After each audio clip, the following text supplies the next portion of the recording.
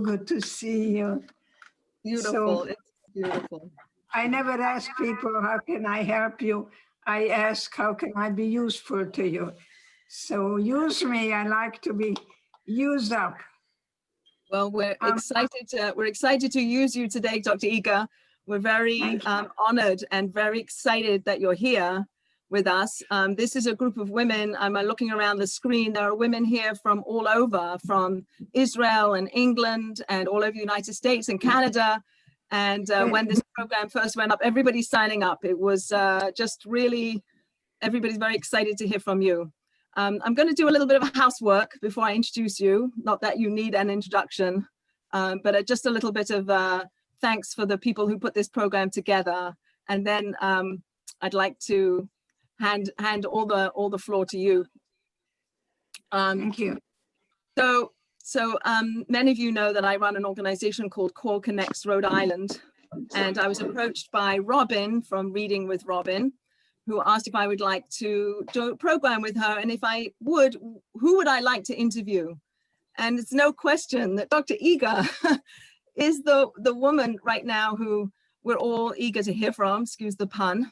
And so within just a few days, Robin Hominoff from Reading with Robin put this program together and then handed it to me. And so thank you to Robin for helping us put this program together. I then called my friend and and one of my very dear teachers, Aliza Bulow, and asked her to moderate along with me. And Aliza has been a Jewish educator for over 25 years. She's done many things helping Jewish people and mentoring and tutoring and teaching.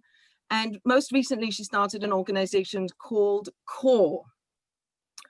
And it's an international organization that supports women who are strengthening the Jewish people. It does that in three main ways: by training and providing mentors to guide women through physical, emotional, and spiritual challenges of life, by networking and providing professional development, and by reweaving the social fabric of the Jewish people by facilitating core circles, grassroots groups of women who connect to grow together, strengthening their own communities. So I'm part of that. I'm part of the mentorship program. And I started Core Connects Rhode Island in Rhode Island to bring Jewish women together of all ages, of all affiliations, to bring Jewish women together, to strengthen ourselves, to empower ourselves, to inspire each other, to hold hands and unite. Whatever age we are, whatever affiliation we are, there's no barrier. We just need to hold hands and go through life together. And that's what we've been doing in Rhode Island until COVID hit. And then we went on Zoom and then we opened up to the world. And so we have the world here. And Dr. Eger is someone we're looking to help us grow, to inspire us, to share her wisdom born from so much of her life's journey through, as everybody, I don't need to explain to everybody. I think pretty much everybody I know has read her books, The Gift and The Choice, both of which have shown us how a person is capable of thriving in this world in spite of or because of all that she has gone through. And we're looking to you to inspire us. We are a Jewish organization. We are looking to specifically inspire us in Jewish ways. And we're looking to you, Dr. Eger.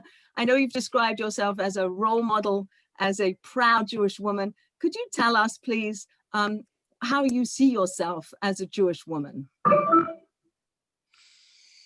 One of the things that I am so proud of being a Jewish woman, that our ancestors didn't have it as good as we do. It took them 40 years to be on that desert. And guess what? They never gave up. And that's the blood that I carry. That we were able to not recover, but discover our inner strength, because all we have is each other now.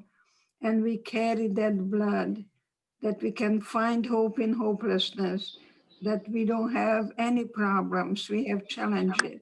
We don't have any crises, we have transitions, and we can find even the most darkest places each other, because all we had was each other now. And we are not strong women, we are women of strength. That we look at life from inside out. And so my ballet master told me when he held me that God made us in such a magnificent way that all the ecstasy has to come from within, but I had no idea what he was talking about until I was able to find God. People asked me, where was God in Auschwitz?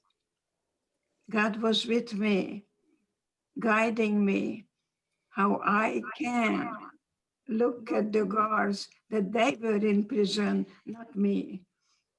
And they threw me in a gas chamber any minute. They beat me, they tortured us, but they could never murder my spirit. And that's what your organization is all about, calling me as a mother of 3, a grandmother of 5, and a great grandma of 7 beautiful boys. And the latest one is twins. And I can show you my card that I'm sending people holding the little precious ones. That's my revenge to Hitler.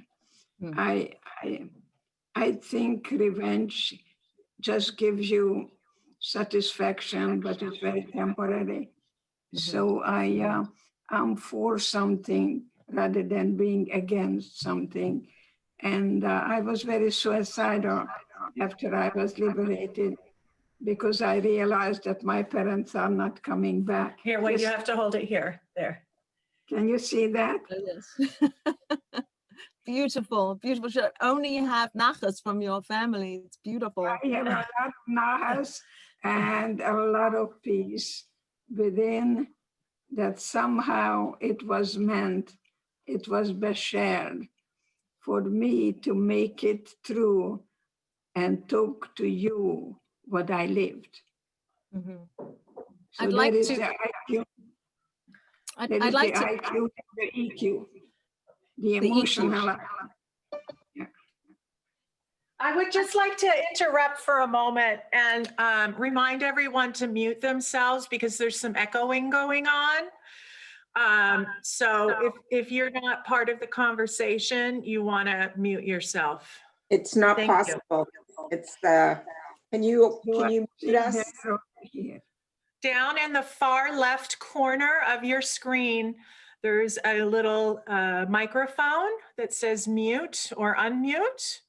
And if you click on that, it will stop your sound. We won't be able to hear you. You will still be able to hear us. No, it's not working.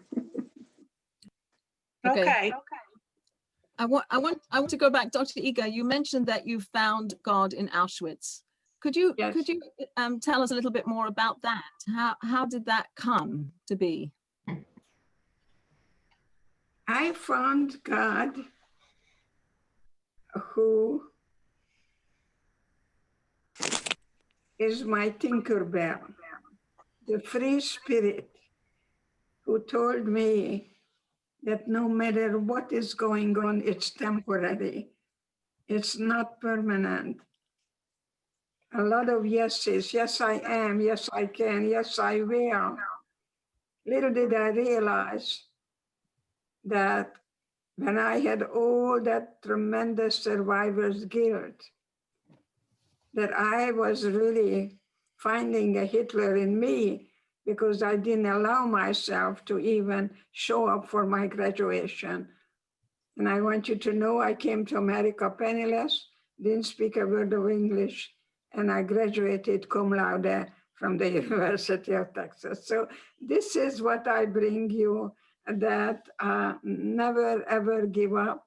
After 2 beautiful girls, my son was born, and my husband was so happy that he's gonna carry the name. There is a Rabbi Akiva Eger, and there is a street in Jerusalem called Rabbi Akiva Eger. But my son didn't develop like my girls did. He didn't sit up in time, he didn't walk, he didn't talk. I was told by 5 doctors in Texas to prepare my son to go to a school for retarded children. We don't use that term anymore, by the way, but I said, where do I get a second opinion? America is a country of second opinion. Always get a second opinion. They sent me to Johns Hopkins in Baltimore. A beautiful neurologist by the name of Dr. Clark told me that my son looks retarded, but he is not, and he's going to be what I make of him. Imagine me sitting there shaking, and he said he's going to need speech therapy, occupational therapy, name it, and then he will do anything anyone else does. Is going to take him longer to get there. Okay, here I am, the Jewish proud woman. I say, how much I owe you? He said, $10. In 1960, I took my son. I dropped out of school, and my son John graduated as a top 10 student from the University of Texas. You see, when you go to the court, they only want one thing: evidence, proof, evidence. See, I give you the evidence that love is not what you feel, is what you do. And that's what we do. We have a family of women here. Look at Fiddler on the Roof, and that woman is the wise woman. She's not smart, she's wise, and she knows that her husband needs to feel that he makes all the decisions in the world, and guess who makes all the decisions? She doesn't have any ego problem. She's not competing. She's a wise woman of strength. And that's who I'm talking to today. When you speak about the not giving up, you've spoken about that in books about keep moving, keep going. You don't know what's going to be tomorrow. Keep walking. My daughter calls it ED-isms. Are you revolving or are you evolving? The other one is the opposite of depression is expression, because what comes out of your body doesn't make you ill. And the way in which you've persevered beyond Auschwitz, how you've lived your life and faced things over the course of your life, which I have no capacity to really understand what that must have been to do, and probably still doing. Like you talk about still growing, still revolving. I guess You're never done, Dr. Eger. I have yet to arrive. I'm still climbing that mountain. The destination is the journey. I don't know what's going to happen tomorrow, but I live in the present. I'd like to ask you about your thriving. Where's that come from? Even probably before you went to Auschwitz, or you were sent to Auschwitz, you were developing some kind of capacity to curiosity. The curiosity saved me in Auschwitz. I always want to know what's going to happen next. You want to bring in? Absolutely. Dr. Eger, who instilled that curiosity in you and that ability to continue climbing no matter what? It's very interesting how the families are put together. I had 2 beautiful sisters. One was playing the piano and the other one played the violin. And nobody even knew that I existed because my parents really wanted a son. And guess what happened? I became cross-eyed. My sisters blindfolded me when they took me for a walk because they didn't want anyone to see what an ugly sister they have. And to top that, my mother told me very seriously, I'm so glad you have brains because you have no looks. You got to be very careful. The messages you steal, they give you a name, you should play the game. And I became a very learned, very erudite teenager. And I had a boyfriend, and we had our book club, and I became a Zionist, and we're going to go to Palestine. We had meaning in our life. We had purpose in our existence. And I learned German, and I learned Hebrew. When I went to the Jewish school, that was before Hitler, children were spitting at me and calling me a Christ killer. So, let's just not put everything on Hitler. He couldn't done it alone anyway. But, I don't think Ahmadinejad read Plato, and I did, because he said the Holocaust didn't exist. And Plato said you have to think of a lie. It has to be a big one, and then you repeat it, and people believe it. You have to question authority and never blindly. And that's what I teach young people, and I call them the ambassadors for peace and goodwill. I'm counting on them. I'm giving them the thought, because I want to be remembered that I did everything in my limited capacity to see to it that your children and grandchildren and great-grandchildren will never experience what I did. So I get up in the morning and I look at the sunshine, and I look at life as one day. And that morning sunshine is not coming back. And I have my evening time of my life. Every moment is precious. I don't take anything for granted. I eat up everything on my plate. If you take me out to dinner, I'm going to look at your food, and I'm not going to allow you to send it back. I either eat it or take it home. And my daughter always tells me, Mom, it's okay to leave food on your plate.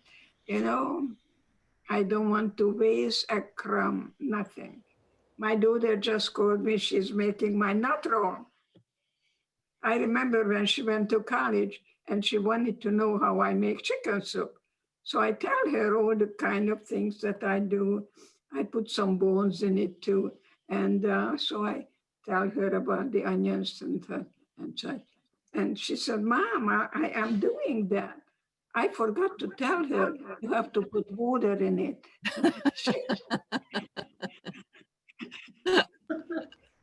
Oops. Yeah.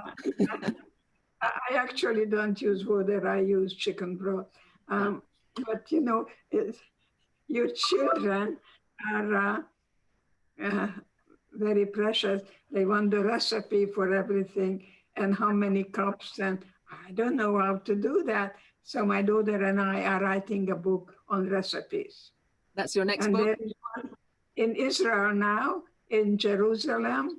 It's a recipe on Hungarian palachinta. It's crepes. And my daughter makes wonderful jam, homemade apricot. And then you turn it around and they put chocolate and nuts and whipped cream on the top. It's pretty good. It's in Jerusalem. That sounds great. Dr. Eger, so many mothers are wondering, what's the recipe for giving your children a sense of meaning and purpose as a Jew? How do we do that as mothers? Never give up. Everything has a gift in it. There is a light in the darkness. It's temporary. Yes, I am. Yes, I can. Yes, I will. Lots of yeses. To find the light, even in a dark tunnel. And that's the way I believe that God has had a plan for me, not only to survive, but guide other people to look at their concentration camp that they created in their own minds. And the key is in your pocket. Self-love is self-care. It's not narcissistic. And when I speak to churches, I talk about that poor Jewish boy called Jesus, who told us, love thy neighbor as thyself. So do you love yourself? Do you get up in the morning? Do you look in the mirror and say, I love me? Because that's the only one you're going to have for a lifetime. All other relationship will end.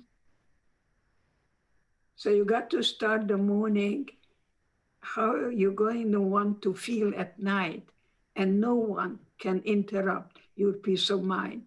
Once you get angry, you give your power away. I'm very selective who's going to get my anger. Mhm. Try to push my buttons. Children are very good button pusher. Mommy, I hate you. It's okay, honey. Just tell me about it and we'll talk about feelings. And, you know, love is time, T-I-M-E, time.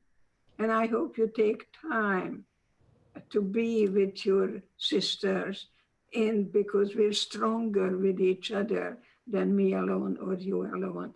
And you matter because there'll never be another you. If you leave this room right now, no one can replace you. You're unique, you're one of a kind. So what you think, you create. You don't feel first and then think.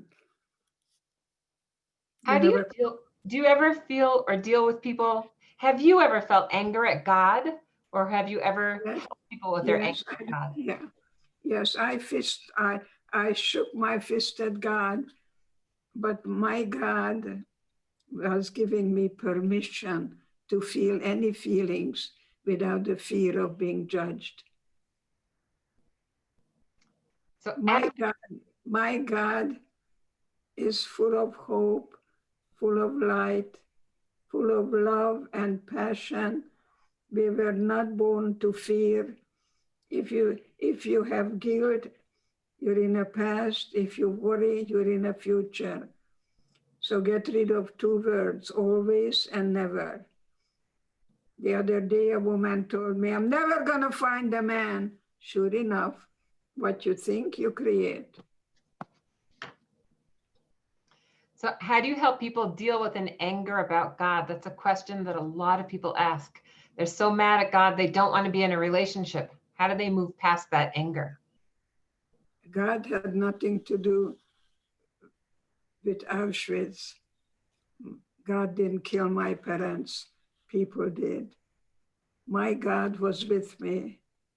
My God was telling me, if you survive today, then tomorrow you're going to see your boyfriend, and tomorrow you're going to hold hand in hand, and tomorrow you're going to go to Palestine together. And that's how my God is here within me and guiding me at 93 to live in the present and think young, but not young and foolish.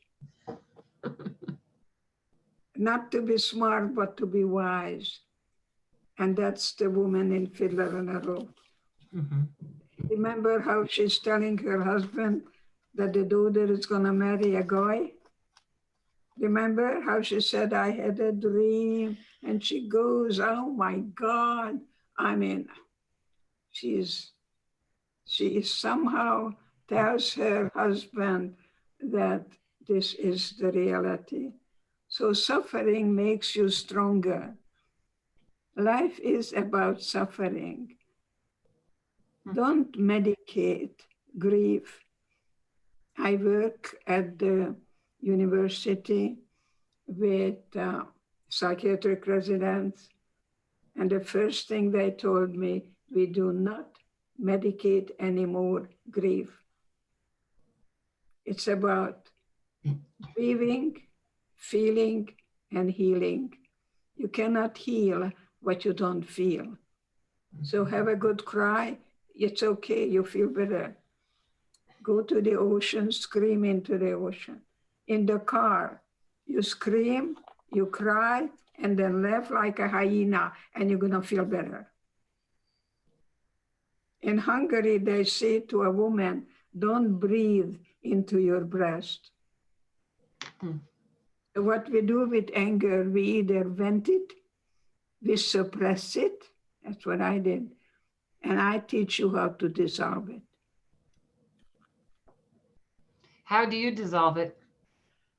I just say to myself, I don't like it, it's inconvenient, and it's temporary, and I can survive it. No yes, but. Give me the but, I give you an and. Mhm. Yes, and furthermore, keep on walking. Nobody can stop me, only me. So be a good mommy to you, be a good Jewish mommy to you, and see when the evening comes, you're gonna feel satisfied. Not asking what the world has given you, but in what way you have contributed, because this organization would never be the same if you leave it. So you make it your first priority, and you tell your sisters, I had a crummy day, and this is the way I feel. And don't try to cheer up a depressed person. If someone tells you that my pinky hurts, and you say, oh my God, honey, I just saw someone who doesn't have an arm. That's not gonna help that person. Now they're gonna feel guilty that they shouldn't feel. And those are the defense mechanism, denial and delusion, and most of all, minimization. Oh, it's not such a big thing. It's a big thing to you. So don't try to ask, how are you, ever. It's the stupidest question. Fine, how are you? Fine. I used to ask my patient, how are you? Fine. And the next time she came, I said, gee, it's good to see you. I missed you. You create the environment that people can feel any feelings. There is no right feeling or wrong feeling. There is my feeling. And keep the feelings company. And just take my hand, and we hold hands, and we share silence. I had a 56-year-old man whose dog died, and he's 9 years old, and a father came and said, what's the matter with you? Aren't you ashamed of yourself? We don't cry in this family, and grabbed the child, took him to a pet shop, and bought another dog. He said, Dr. Eger, I'm 56 years old. I have yet to shed a tear since I am 9 years old. So find those things that you may find as unfinished emotional business with your family of origin. And you may be still carrying that with you, because I don't see mom the same way as father. See, I'm the first woman that my son holds me. And that's why I also ask, when did your childhood end? But I don't see fathers and sons the same way. I think the son looks at dad in a more competitive way. He says, I am either gonna be just like him, or I'm gonna be everything he's not. Can you relate to that? Now, he grows up and he said, I wanna be a rabbi, even though my father wants me to join his multi-millionaire business.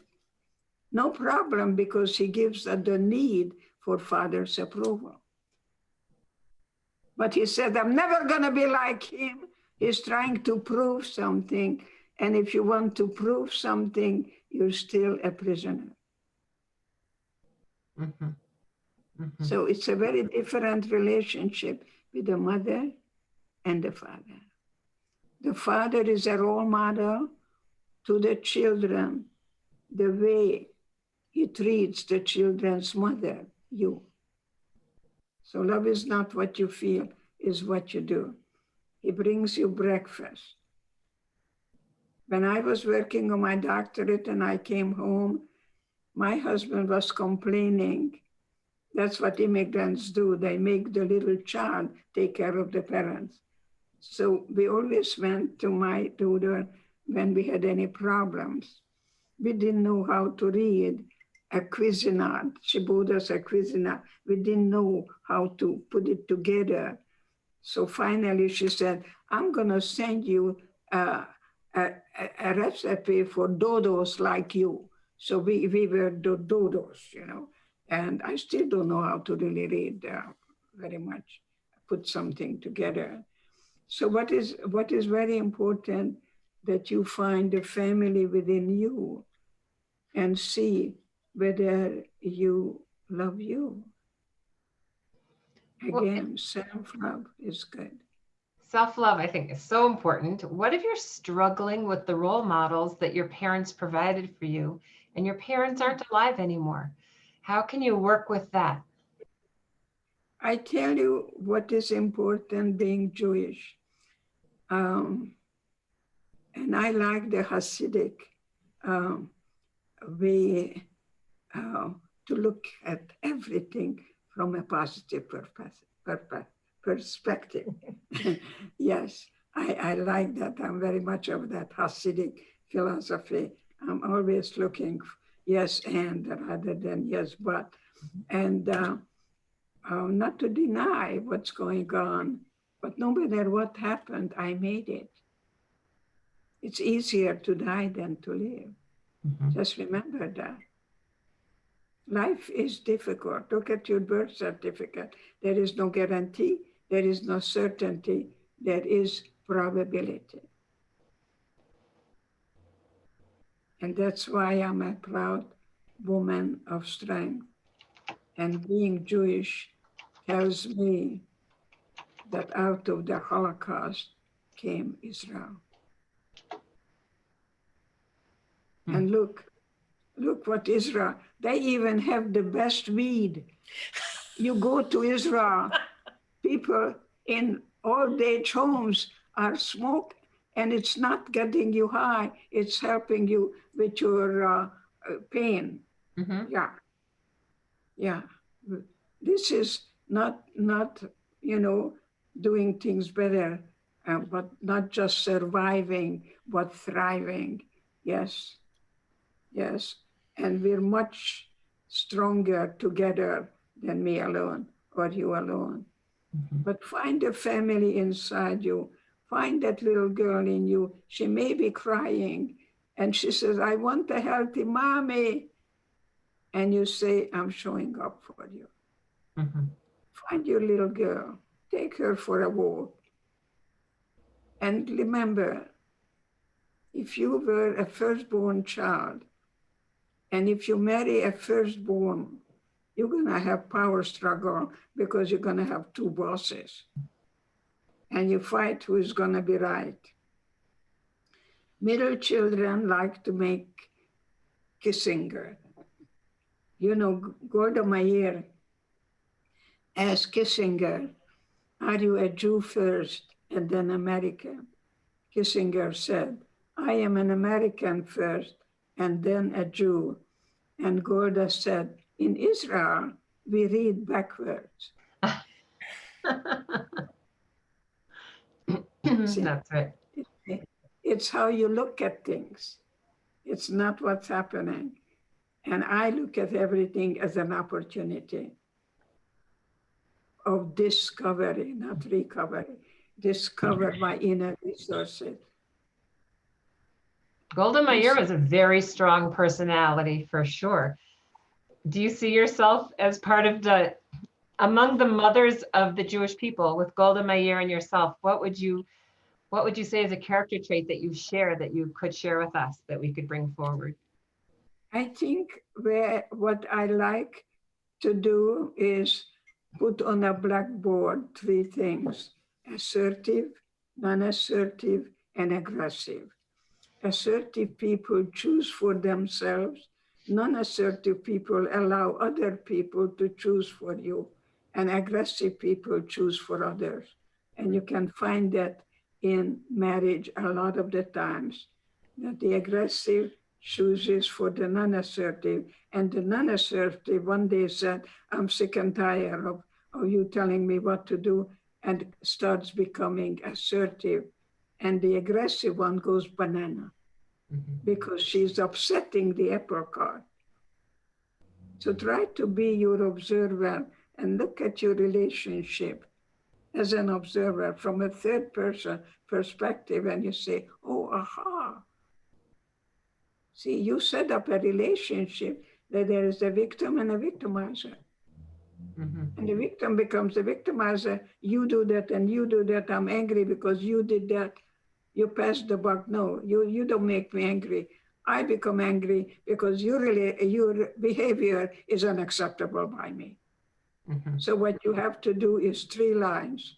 I feel angry when you come to the kitchen in the middle of the night and open up the peanut butter jar, and you have to be very detailed, and leave the crummy Knife. something on the floor. Now, because it keeps me from going to my meeting. But you see, when you're angry, you're gonna hear the word you. You are responsible, you are irresponsible, and you just do that to hurt me. So when you hear you say to yourself, oh, I'm gonna be dumped on, and the longer they talk, the more relaxed I become. Take the negative stimuli and don't react, learn how to respond. Because people who reacted in Auschwitz, they touched the guards and they were shot right in front of me. Makes me cry too. So we couldn't fight or flee. That theory didn't work. Because if you tried to flee and touch the barbed wires, you were electrocuted. And that's what I bring you, how to flow and how to accept the reality, and knowing that the more you suffer, the stronger you become. I think that can people hear me? Yes. Okay, I think that, Yes. sorry, I thought it disappeared for a while. I think that when you speak so much about going inside and finding the full family inside of yourself, and how you choose to think and that you create reality in your mind. I've heard many of your stories of the kindnesses that you focused on, the kindnesses of other people. And I'm wondering if you could maybe share a couple of the stories, or even just one story post Auschwitz of where you've seen kindnesses or you've seen miracles in your life, and if you could share those with us. Well, when I was liberated, I was among the dead. I actually found the man on 60 Minutes who liberated me. And now we are in touch with each other. Wow. And so it's a wonderful thing. But they put me in a bed and they put me in a cast because I had a broken back. And when I got up in the morning, I didn't say what, but what for? See, are you a realist or are you an idealist? While I was in Auschwitz, I said to myself, if I survive today, then tomorrow I'm gonna meet my boyfriend and tell him, you know, I have beautiful eyes and beautiful hands, he told me. You see, but when reality hit me, I became very suicidal. I had nothing to get up for. I was in that existential vacuum, no purpose in my life, nothing to really focus on, and I wanted to die. And that's when my precious God talked to me and said, if you die, you're gonna be a coward, but if you live, you're gonna be for something. And I'm Dr. Edith Eva Eger today, for life, for being a survivor and not ever being a victim. I was not ever going to accept anything other than I was victimized. It's not who I am. It's not my identity. It's what was done to me. So don't mix your being with your doing. We're born good. We're born with love. We're born with passion. We're born with a lot of mitzvahs, and we learn to hate, and we learn, unfortunately, the us and them mentality. I'm not better than or less than anyone else. I have this one life to live fully as much as I can.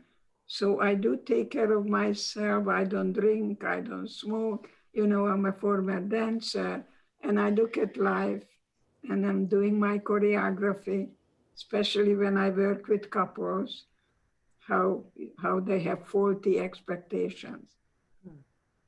When a woman puts all her life into a man's hand, she may not realize that it's better to work alongside rather than put your life into someone's hand and expecting someone to really do it for you. No, you're not doing it for you, you do it with you. So What you're don't telling- keep score, keep score. If you want to go to the movies and he's doing you a favor, it doesn't mean you have to go to bed with him that night. But you can negotiate and compromise. I love that. I like negotiate. I like to be a Kissinger. Tell me what you want, tell me what you want, and you learn to read from each other's patients. You know, when Begin came to Texas, I introduced him. He gave me a kiss that I will never forget. He was the most sensuous man that I can tell you. He just grabbed me. He knew how to grab that woman.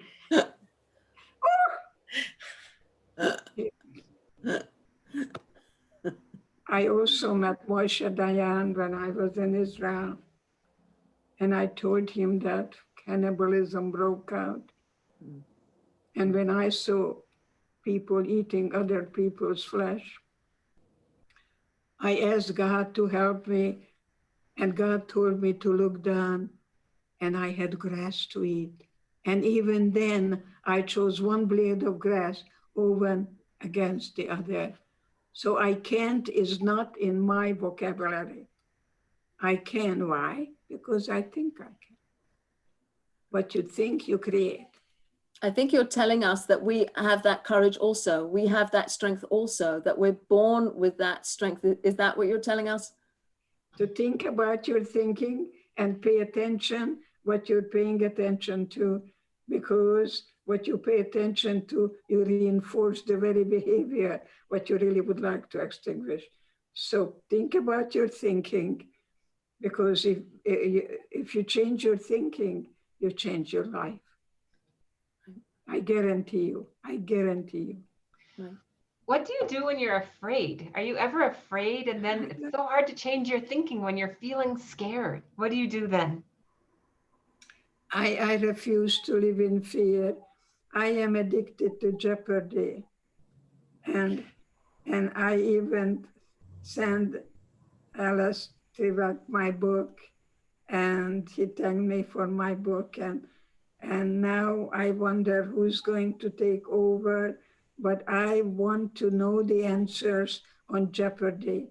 So don't interrupt me every day if I can. 7:30, I'm gonna watch Jeopardy, and I love to know whether I know the answers. And my late husband fell in love with me because I studied Greek and I knew all the gods, and he became very impressed because I had a lot of brain power. And people ask me, did you love your husband? I say, love. I was hungry. I was very skinny. And I was very lonely. And he gave me Hungarian salami. See, we got married very quickly. Ask any of the survivors. We wanted to be normal. We got married and we wanted to have children right away. So I became pregnant, and a doctor told me that he is scheduling an abortion because I'm too weak to have a child. So he came over to the house in Czechoslovakia in 1946. And I got up and said, sir, watch when I say sir. I said, sir, I choose life. Good night. My late husband followed the doctor. I'm still picturing him going down the steps, apologizing. Then his young wife doesn't know how to talk to the doctor respectfully. Imagine I had a little baby. She was like a 10-pounder. I could have had, actually, the doctor didn't deliver my child. I had to wait until the water was, and that was a whole day. And then the baby was swimming. And this is my daughter, and she's a beautiful child psychologist, sports psychologist, and she's married to a Nobel Prize winner. His name is Dr Eger, and we're writing a book together on recipes. So look for that. So, but I want to ask, she asked about fear. What do you say to people who are not allowing themselves to cross over? Just invite the feeling in. Invite it in. Don't fight the fear, don't run from it. What I do usually, I get down on my knees and on the floor, I put 3 things down, okay? If I tell you right now, think of anything you want to think of, but don't think of a pink elephant, okay? What you think, you create, okay? So I'm going.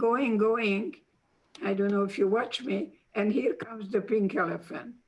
Instead of telling the pink elephant, get away from me, don't fight it, don't run from it, just say, hi, I know you're interrupting me, and I'm busy right now because I'm going to the giraffe.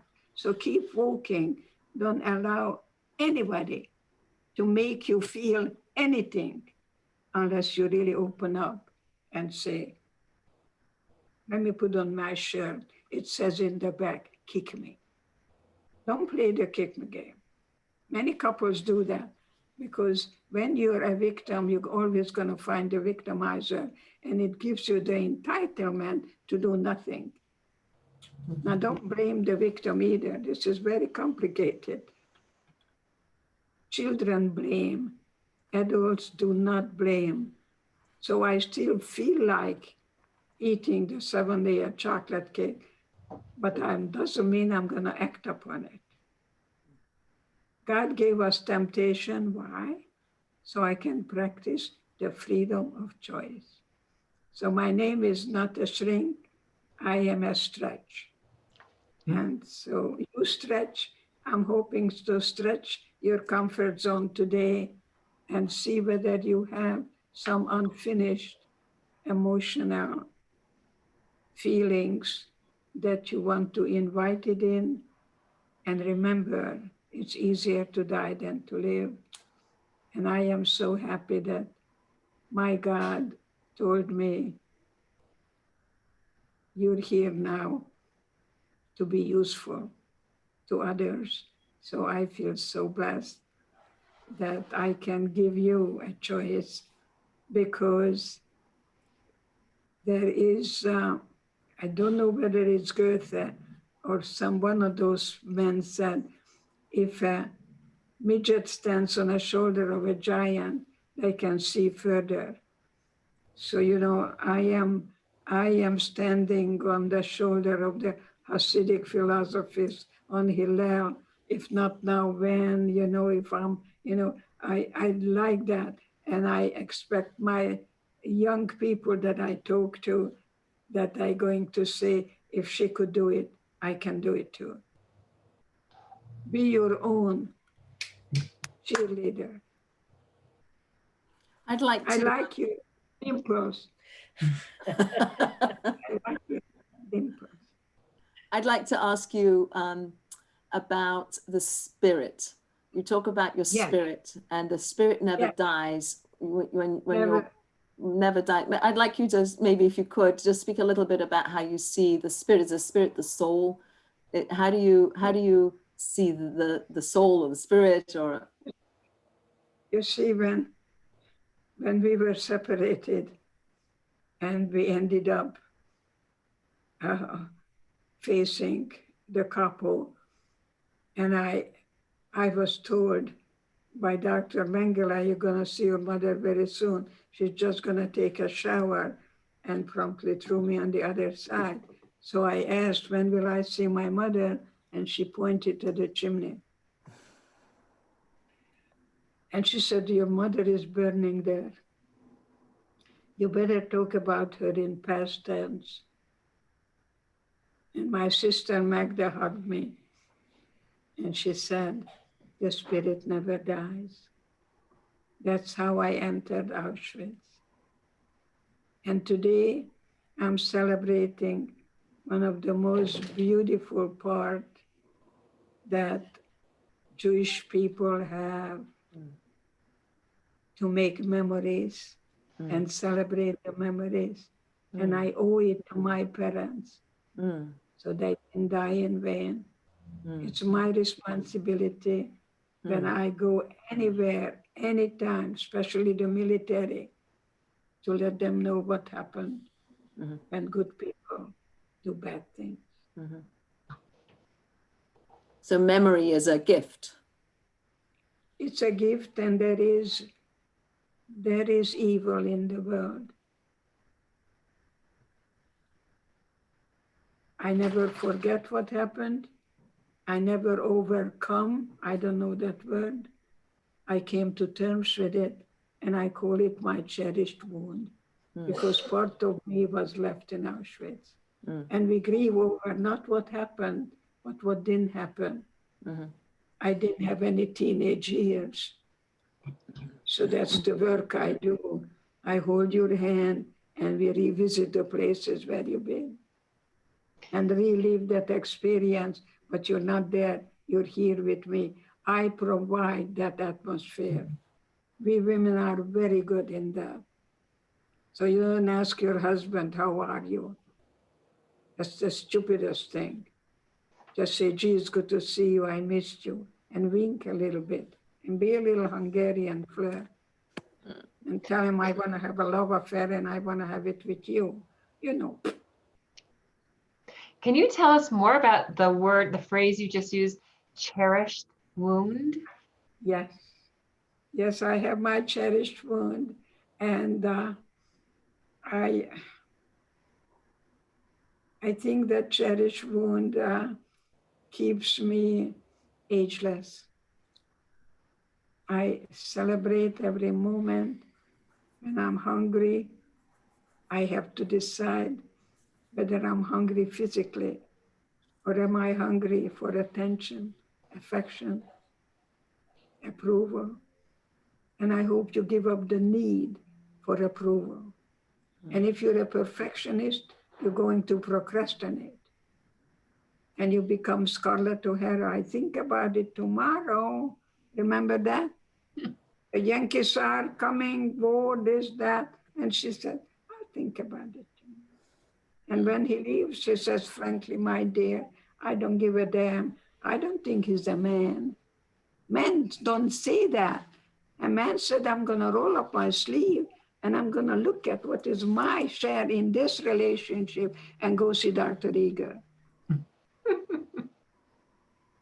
So I tell man, you don't have a penis, you are your penis. I talk like that. Because I started to work with couples, and my supervisor asked me, how are you doing with couples? And I said, well, they talk about sex, money, and in-laws, and maybe not in that order. He said, so what's your problem? I said, well, I'm married 20 odd years, I have 3 children, and I'm absolutely not qualified to work with couples because I know nothing about sex, you see. So I became a diplomat in sexology.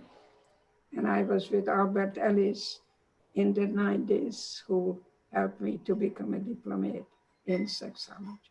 There is such a thing, because sex is communication.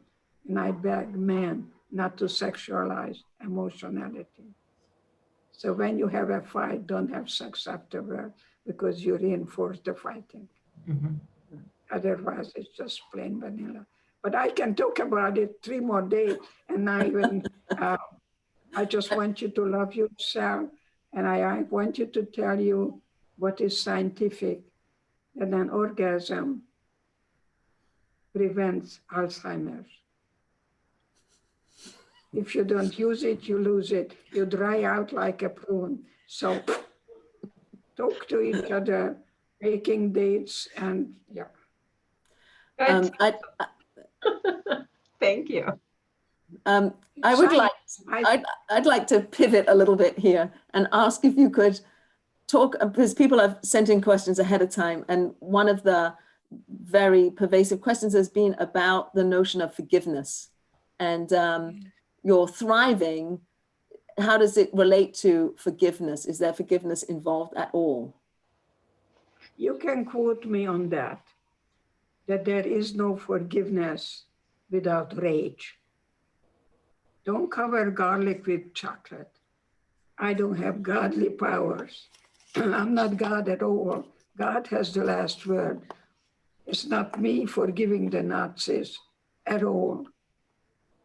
But I see forgiveness as a gift I give to me, that I don't carry the Nazis with me, and I don't carry the anger and the hate, because if I do, I'm still a prisoner.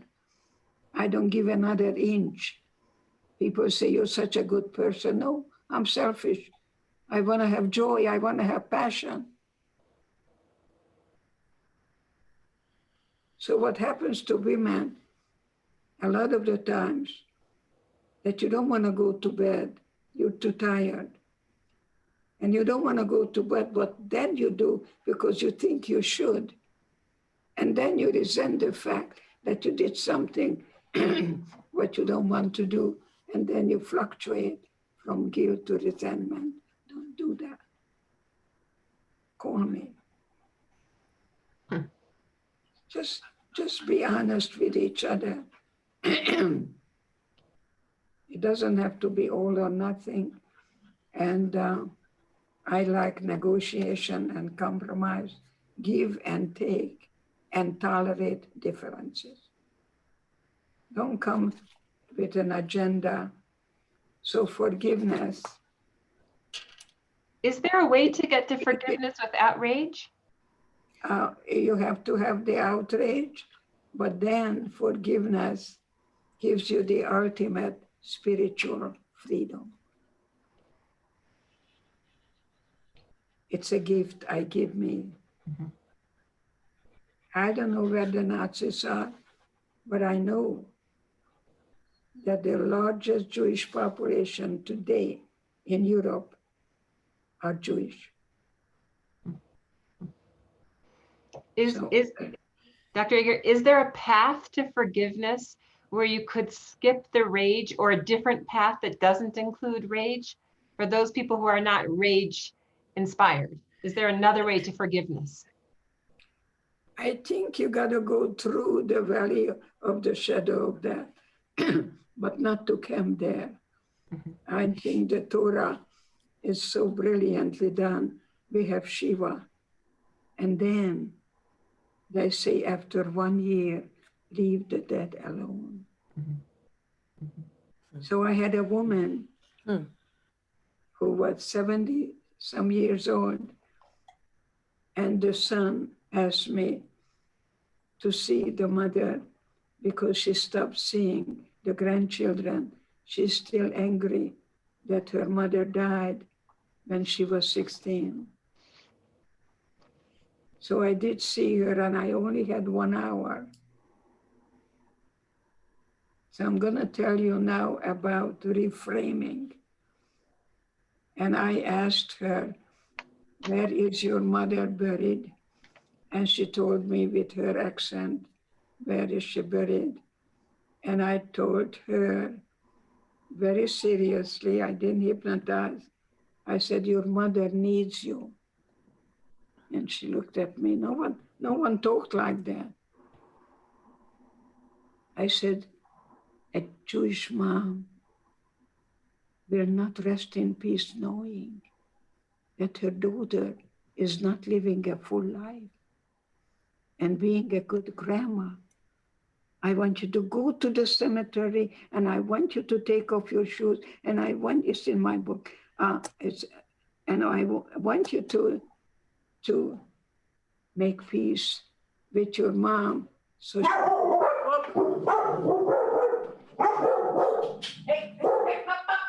I want you to give mom the freedom so she can rest in peace.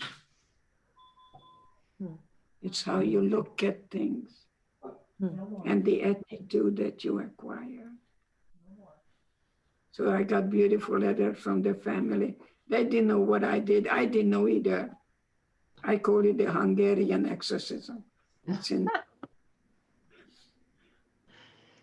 I did the gypsy thing. And what would you say to mothers who have lost children? How do they release that? I'm gonna ask, actually I spoke to a women's group and they were carrying the person who died.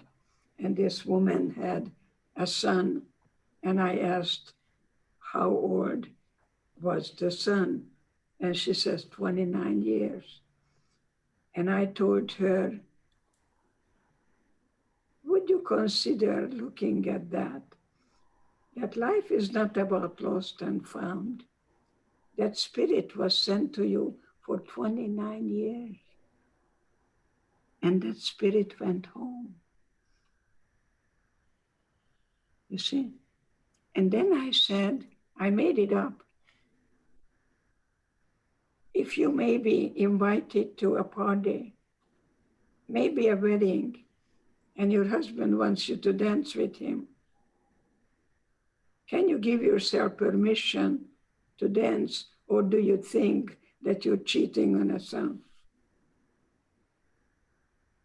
And you know what? That just happened to them a month before. They were invited to a wedding and she chose not to dance with her husband. It's not what happens, it's what you do with it. So don't try to forget it. Don't try to run from the past. The past is in the present. Find a family within you and make peace. Think about your thinking. Pay attention what you're paying attention to. Any behavior you pay attention to, you reinforce that behavior. Get rid of always, never. Get rid of yes, but, and say yes, and.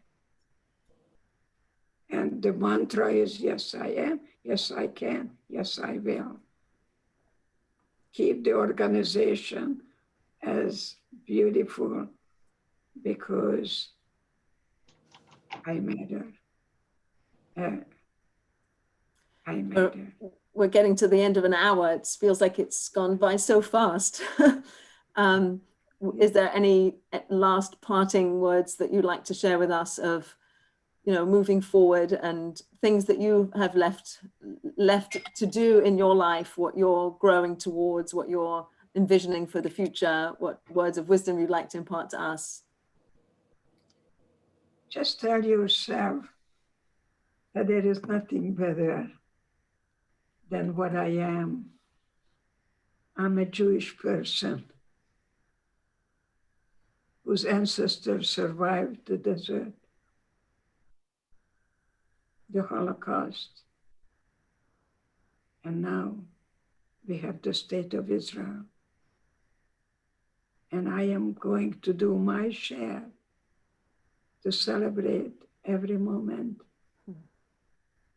and see how I can be a good role model,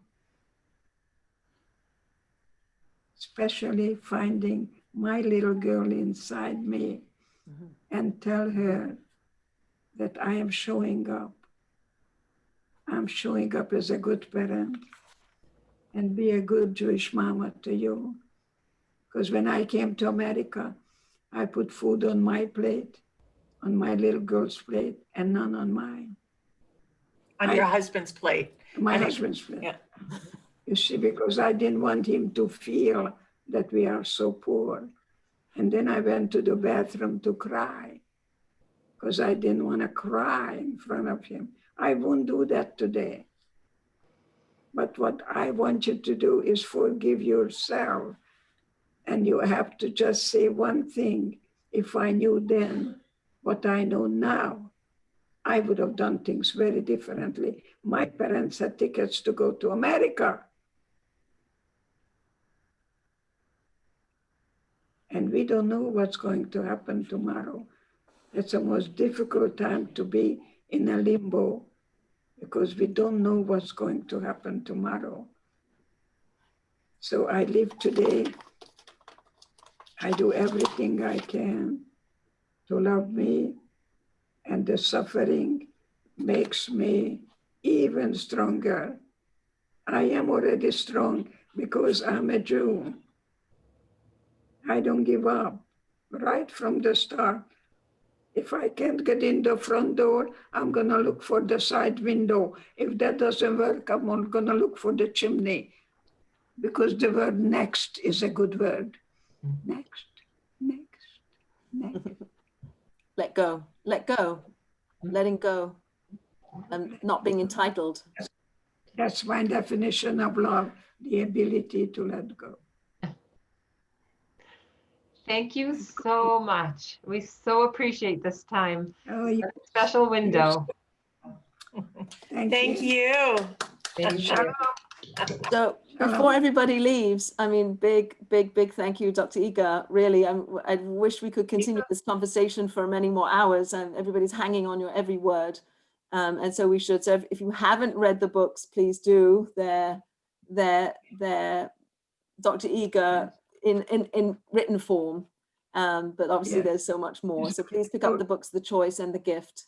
And thank you to Robin Homanoff for putting this together. Thank you for Aliza for sharing this conversation. Thank you, Dr. Eger. Really, I'm such a big fan, and I read and read your books over and over, and book groups and helping us. You're helping us. Yeah, read it with a marker. Read it with a marker. Thank you. Thank you. And, this is brought to you, obviously, Call Connects Rhode Island. If you'd like to come on our website and see some of the programs we have coming up, book groups and other gatherings of hopefully inspiration and meaning. And I'll send everybody a copy of this talk that you're welcome to listen to. You can share, you can make donations to Call Connects Rhode Island if you'd like. No expectations of that. And we continue to unite the Jewish people. One thing I like to tell you, the Jewish way, give while your hands are warm. That's right. Thank you. So great. Thank you. Bye-bye. Bye. Bye. Happy Hanukkah. Bye. Thank you, Doctor. Love you. Thank you very much. Thank you all for coming. Thank you. Thank you. Bye.